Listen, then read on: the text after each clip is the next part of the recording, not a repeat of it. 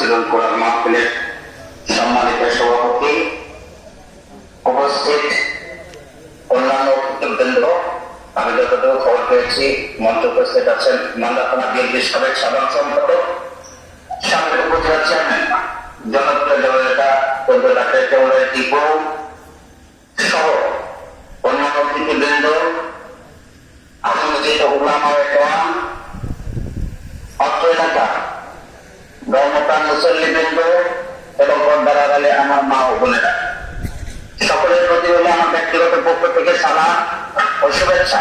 আসসালামু আলাইকুম। সেই সাথে পবিত্র ঈদুল ফিতরের শুভেচ্ছা, ঈদ মোবারক। আজকে পাঠানোর যখন আমাকে বলা হয়েছে পাঠানোর বিষয়টা, আমার কাছে খুব ভালো লেগেছে। অত্যন্ত মহৎ কাজ বা মহৎ উদ্যোগ নিয়েছেন, যে পাঠার একটা প্রতিষ্ঠার জন্য চিন্তা ভাবনা করছেন, প্রতিষ্ঠার লক্ষ্যে কাজ করছেন। আজকে তাফসীরুল কোরআন মাহফিল আয়োজন করেছেন দুলাল হোসেন সাহেব, অনেক মহৎ কাজ করেছেন। আমার কাছে যতটুকু আমি খবর পেয়েছি যে এই তাফসীরুল কোরআন একটা ভালো কাজের জন্য এই মাহফিলটা আয়োজন করা হয়েছে, কিন্তু এখানে লোক সমাগম অনেক কম।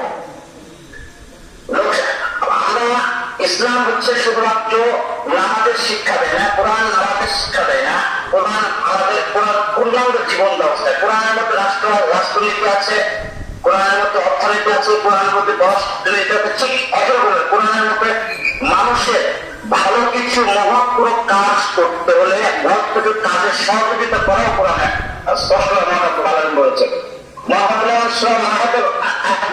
বলেছেন, তোমরা সৎকর্ম ও তাকওয়ার কাজে একে অন্যকে সাহায্য সহযোগিতা করো, যেটা বর্তমানে আমাদের সমাজে খুব বেশি পরিমাণ অভাব দেখা দিচ্ছে। আমাদের মধ্যে একে অন্যের প্রতি হিংসা, একে অন্যের প্রতি বিদ্বেষ, একে অন্যের ভালো কাজের ইন্সপায়ার না করার যে একটা মনোভাব, সেটা হিংসা মানুষের জীবন অত্যন্ত একটা খারাপ বিষয়। ভালো কাজের সহযোগিতা না করার অত্যন্ত একটা খারাপ বিষয়।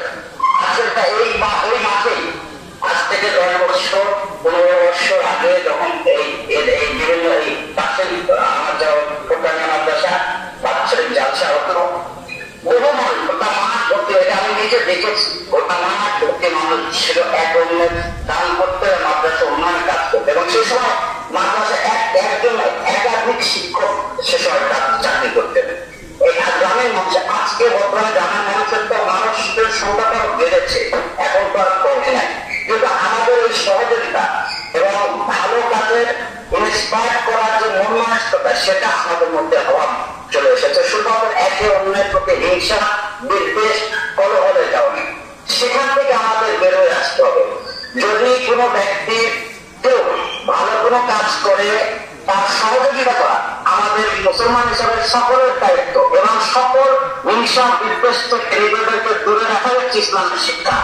ইসলাম হাদিসের কাছে খন্ড নাম্বার 2 পৃষ্ঠ নম্বর 306 আল-বাকির রাহমাতুল্লাহ আলাইহি বলেছেন, নিশ্চয় যেভাবে আগুন কাঠকে রক্ষণ করে, ঠিক হিংসা মানুষকে সেভাবে জ্বালিয়ে পুড়ে শেষ করে দেয়, এবং হিংসা মানুষের ঈমান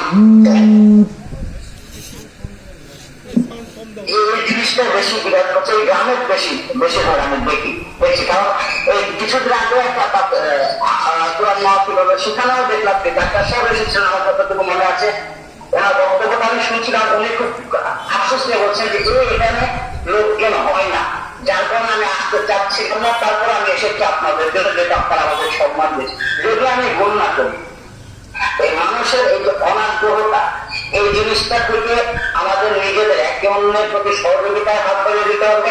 একে অন্যকে আমরা যেন ভালো কাজের জন্য সহযোগিতা করি, সব গ্রামের প্রত্যেকটা মানুষ যেন প্রত্যেকে ভালো কাজের জন্য সহযোগিতা, সেটা আমার ব্যক্তিগত বা আশাবাদ থাকবে।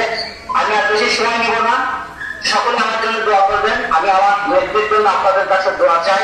আপনারা জানেন আমার নেত্রী দেশ নেত্রী বেগম খালেদা জিয়া, তিনি দীর্ঘদিন যেমন অসুস্থ থাকার পর বাংলাদেশ সরকার তিনি দেশের বাইরে অবস্থান করছে, আর চিকিৎসার জন্য আমার নেত্রীর জন্য আমি আপনাদের কাছে দোয়া চাই। আমার নেতা আগামী রাষ্ট্রনায়ক দেশটার তারেক রহমানের জন্য আমি আপনাদের কাছে দোয়া চাই। আর আপনাদের সন্তান, আপনারা আমার জন্য দোয়া করবেন।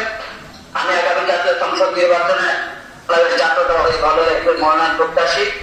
আমি আপনাদের সহযোগিতায় চাই, দোয়া চাই। সেই সাথে এই পাঠাগারের উন্নয়ন করতে আমি আমার ব্যক্তিগত পক্ষ থেকে 5,000 টাকা অনুদান ঘোষণা করছি। যদিও আরো বেশি দেওয়া উচিত ছিল, আমি অবশ্যই, যেটা একটা ভালো কাজ, আমি এর সঙ্গে অবশ্যই আছি এবং আমি আমার ব্যক্তিগতভাবে আরো বেশি চেষ্টা করবো ইনশাআল্লাহ পাশে থাকার জন্য।